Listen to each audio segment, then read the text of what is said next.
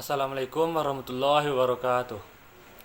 Baiklah, saya Ronaldi Prananda, NIM F1D1 18015, Program Studi Teknik Pertambangan Universitas Jambi. Baiklah, di sini saya akan mencoba sedikit menjelaskan tentang proses pembatubaraan menurut Hegman 1987, basis data dan jenis analisis dan kualitas batubara. Sebelum kita memasuki materi yang telah saya sebutkan tadi, ada baiknya kita mengetahui apa itu batubara. Batubara adalah endapan senyawa organik karbonan yang terbentuk secara alamiah dari sisa-sisa tumbuhan, sedangkan secara umum batubara merupakan batuan sedimen organik yang berasal dari sisa makhluk hidup yang telah mati dan terendapkan pada suatu cekungan yang memiliki kandungan karbon, hidrogen, oksigen, nitrogen, dan sulfur. Itu menurut Undang-Undang Nomor 4 Tahun 2009.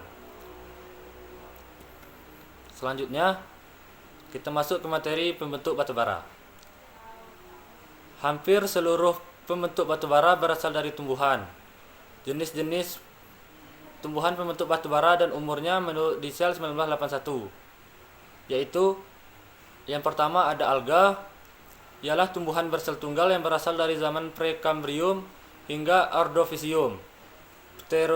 Yang kedua ada Pterodiphyta, tumbuhan tanpa bunga dan biji yang berasal dari umur Devon atas hingga Karbon atas, dan merupakan materi utama pembentuk batubara berumur karbon di Eropa dan di Amerika. Selanjutnya ada Xylophyta, yang merupakan turunan dari alga yang berasal dari zaman Silur hingga Devon Tengah. Yang keempat ada Gymnospermae, yang merupakan tumbuhan heteroseksual dan memiliki biji terbungkus dalam buah, dengan kurun waktu mulai dari zaman Permian hingga Kapur Tengah. Merupakan penyusun utama batubara Permian seperti di Australia dan di Afrika. Selanjutnya ada Angiospermae, yang merupakan tumbuhan dengan buah yang menutupi biji, kurang bergetah dibanding Gymnospermae sehingga secara umum kurang dapat terawetkan, yang berasalkan dari zaman Kapur atas hingga saat sekarang. Selanjutnya kita masuk ke proses pembentukan batubara. Ada dua teori yang menerangkan terjadinya batubara, yaitu yang pertama ada teori in situ. Teori in situ menyatakan bahwa batubara terbentuk dari tumbuhan atau pohon yang berasal dari hutan di mana batubara tersebut terbentuk. Batubara yang terbentuk sesuai dengan teori in situ biasanya terjadi di hutan basah dan berawa, sehingga pohon-pohon di hutan tersebut pada saat mati dan roboh langsung tenggelam ke dalam rawa tersebut, dan sisa tumbuhan tidak mengalami pembusukan secara sempurna dan akhirnya menjadi fosil tumbuhan yang membentuk sedimen organik. Yang kedua ada teori drift. Teori ini menyatakan bahwa batubara terbentuk dari tumbuhan atau pohon yang berasal dari hutan yang bukan di tempat di mana batubara tersebut terbentuk. Batubara terbentuk sesuai dengan teori ini biasanya mempunyai ciri-ciri lapisan batubara tipis, tidak menerus, banyak lapisannya, dan banyak pengotor atau kandungan abu yang cenderung tinggi. Selanjutnya, tahap proses pembentukan batubara. Tahap-tahap proses pembentukan batubara yaitu pada tahap pertama adanya tahap penggambutan atau yang kita kenal dengan tahap biokimia. Tahap ini merupakan tahap di mana sisa-sisa tumbuhan yang telah mati terakumulasi dan tersimpan dalam kondisi bebas oksigen atau anaerobik di daerah berair dengan sistem pengeringan yang buruk dan selalu tergenang air pada kedalaman 0,5 meter hingga 10 meter dan mengakibatkan bakteri yang bersifat aerob tidak dapat hidup dan membuat proses pembusukan tidak berjalan sempurna. Material tumbuhan yang busuk ini melepaskan unsur hidrogen, nitrogen, oksigen, dan karbon dalam bentuk senyawa CO2, H2O, dan NH3 untuk menjadi humus. Selanjutnya, tahap pembatubaraan. Tahap pembatubaraan merupakan kelanjutan dari tahap biokimia di mana terjadi proses kimia dan fisika karena adanya pengaruh pembebanan dari sedimen yang menutupinya yang menyebabkan perubahan temperatur dan tekanan dalam waktu yang cukup lama terhadap komponen organik dari gambut. Pada tahap ini, persentase karbon akan meningkat, sedangkan persentase hidrogen dan oksigen akan berkurang. Proses ini akan menghasilkan batu bara dalam tingkat kematangan material organik mulai dari lignit, subbituminus, bituminus, semi antrasit, antrasit hingga meta antrasit.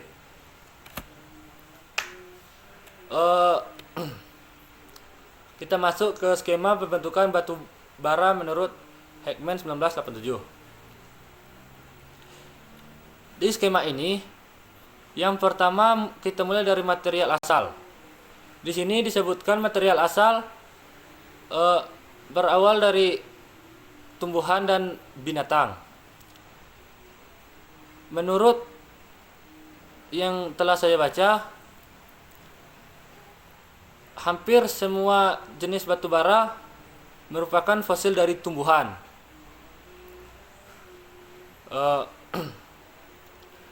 Dan ke tahap selanjutnya yaitu autokton. Dan ada juga alokton. Beda autokton dan alokton.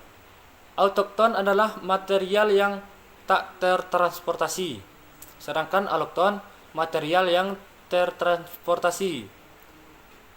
Setelah mengalami skema pembentukan tersebut, selanjutnya menuju ke rawa gambut atau mur. Rawa gambut atau mur dibedakan berdasarkan macam lingkungan, pengendapan atau fasies. Selanjutnya ada penggambutan, perusakan oleh mikroba dan pembentukan hiumin, penurunan keseimbangan biotektonik. Selanjutnya pembentukan batuan sedimen organik batu bara, pembentukan gambut, dan pembentukan lignit. Dari rawa gambut ke pembentukan lignit, semuanya adalah melalui proses diagenesa.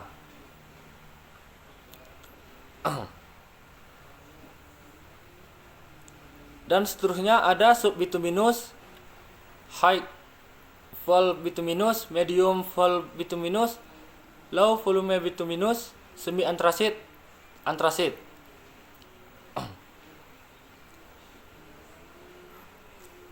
Dari subbituminus ke antrasit, kadar karbonnya bertambah, sedangkan kadar airnya berkurang. Dari yang saya katakan tadi, contohnya ada suatu lahan gambut yang gambutnya memiliki ketebalan 50 meter. Dan selanjutnya di atas permukaan gambut itu ditutupi lagi oleh material lain dan terjadinya tekanan, sehingga membuat gambut tadi ketebalannya menjadi berkurang. Contohnya dari 50 meter menjadi 10 meter.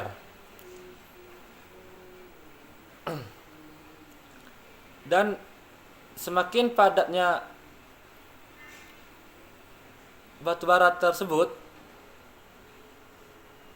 dari 50 meter gambut menjadi 10 meter, itu dia membentuk yang namanya lignit. Dan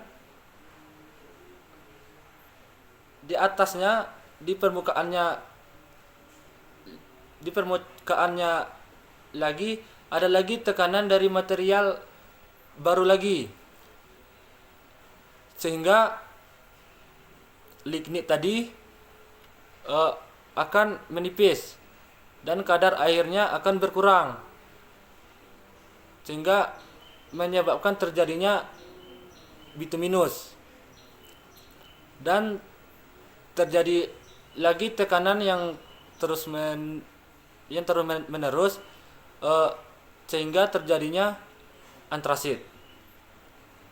Begitulah singkat penjelasan dari terbentuknya dari gambut ke antrasit. Selanjutnya kita masuk ke klasifikasi batu bara. Batu bara diklasifikasikan menjadi beberapa jenis, mulai dari gambut. Golongan gambut ini sebenarnya termasuk jenis batu bara, tapi merupakan bahan bakar. Hal ini disebabkan karena masih merupakan fase awal dari proses pembentukan batu bara. Endapan ini masih memperlihatkan sifat awal dari bahan dasarnya, yaitu tumbuh-tumbuhan. Gambut merupakan jenis batu bara peringkat paling rendah dan memiliki pori dan memiliki kadar air di atas 75%, sedangkan nilai kalori yang paling rendah. Selanjutnya, subbituminus. Subbituminus memperlihatkan ciri-ciri, yaitu warna yang kehitam-hitaman dan sudah mengandung lilin.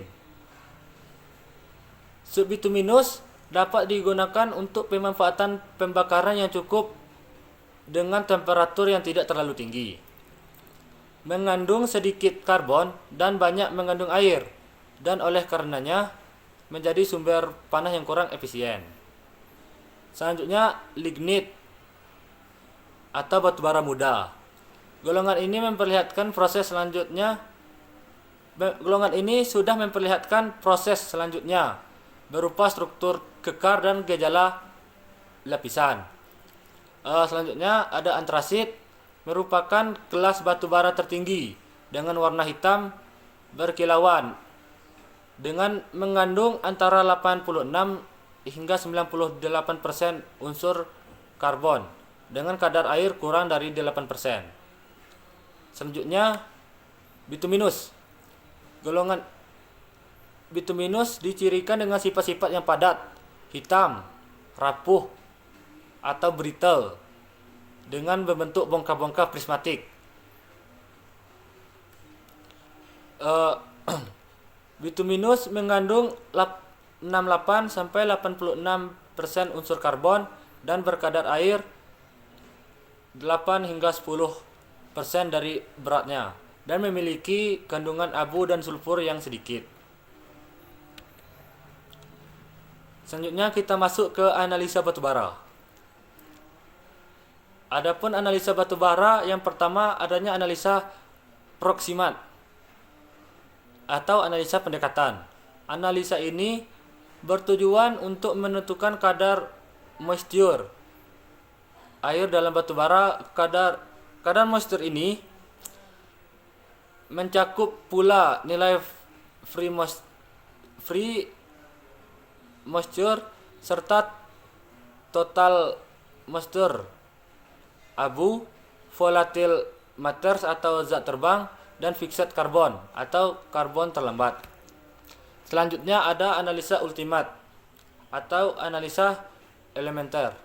Analisa ini dilakukan untuk menentukan kadar karbon, hidrogen, oksigen, nitrogen, dan sulfur dalam batu bara. Analisa ini sepenuhnya dilakukan oleh alat yang sudah terhubung dengan komputer. Dan adapun analisa-analisa lain, yaitu analisa untuk menentukan calorific value atau nilai kalor, total sulfur, susunan kandungan abu, titik leleh abu, dan lain-lain. Selanjutnya kita masuk ke basis data. Basis dalam hasil analisis kimia batu bara merupakan dasar yang dipakai untuk menyatakan nilai dari suatu parameter dan menginterpretasikan nilai tersebut pada kondisi tertentu batu bara. Basis yang sering digunakan adalah sebagai berikut, yaitu as received adalah suatu analisis yang didasarkan pada kondisi di mana batu bara diasumsikan seperti dalam keadaan diterima.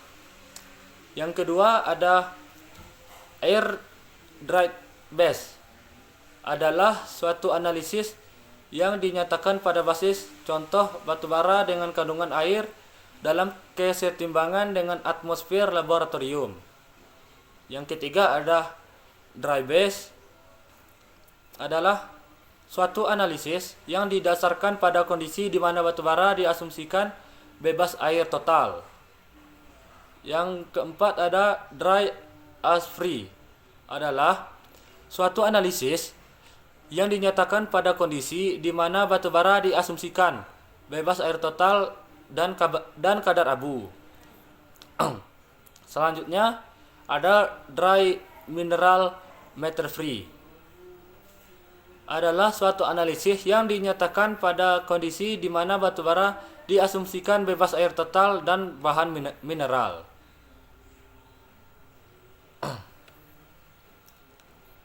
Ya, baiklah, itulah yang dapat saya sampaikan. Jika ada salah-salah kata atau salah-salah penyampaian dari apa yang telah saya sampaikan, mohon dimaafkan. Akhir kata saya tutup dengan wabillahi taufik wal hidayah. Wassalamualaikum warahmatullahi wabarakatuh.